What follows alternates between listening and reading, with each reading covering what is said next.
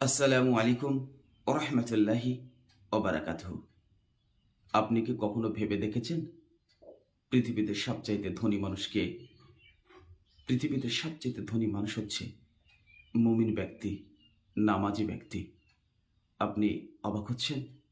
একজন মুমিন ব্যক্তি, নামাজি ব্যক্তি, সে যদি তার কোনো অর্থ না থাকে, পৃথিবীর ভিখারি হয়, তবু সবচেয়ে বেশি ধনী। অবাক হচ্ছেন এটা আবার কি করে? এটা বাইরের দৃষ্টি থেকে তাকে ধনী না গরিব বোঝা যাবে না। তার যেহেতু অর্থ নেই, তাই সে বাইরের দৃষ্টি থেকে সে গরিব, কিন্তু আদতেই ইমানের দৃষ্টি থেকে আল্লাহর কাছে সে সবচাইতে ধনী। চলুন একটা হাদিস দিয়ে বোঝানোর চেষ্টা করছি। হাদিস মুসলিম 725।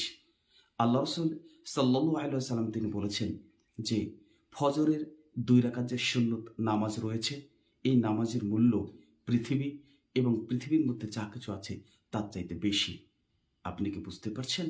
তার মানে একজন নামাজি ব্যক্তি, সে যদি ভিখারি হয়, গরিব হয়, তারপরও একজন নামাজি ব্যক্তি যখন ফজরের নামাজ দিয়ে, ভোর রাতের নামাজ দিয়ে দিন শুরু করে, তখন সে পৃথিবীকে কিনে নেয়।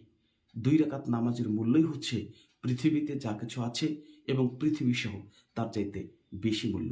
একবার চিন্তা ভাবনা করে দেখেছেন কোনো ব্যক্তি রয়েছে যে পৃথিবীকে কিনতে পারবে? টোটাল পৃথিবীকে পৃথিবীর চাইতে বেশি মূল্য কেউ দিতে পারবে?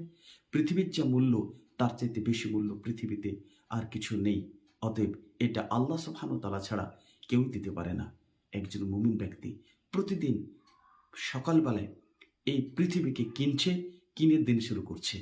আপনি বাইরের দৃষ্টিকোণ থেকে ভাবছেন সে ভিখারি, কিন্তু আদতেই একজন নামাজি ব্যক্তি সেই প্রকৃতপক্ষে ধনী।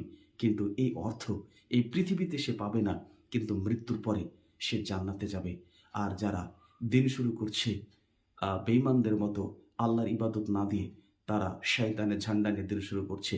আর তারা যতই কোটিপতি হোক না কেন, আর রাজপ্রাসাদে বসবাস করুক না কেন, মৃত্যুর পরে সে হবে ভিখারি।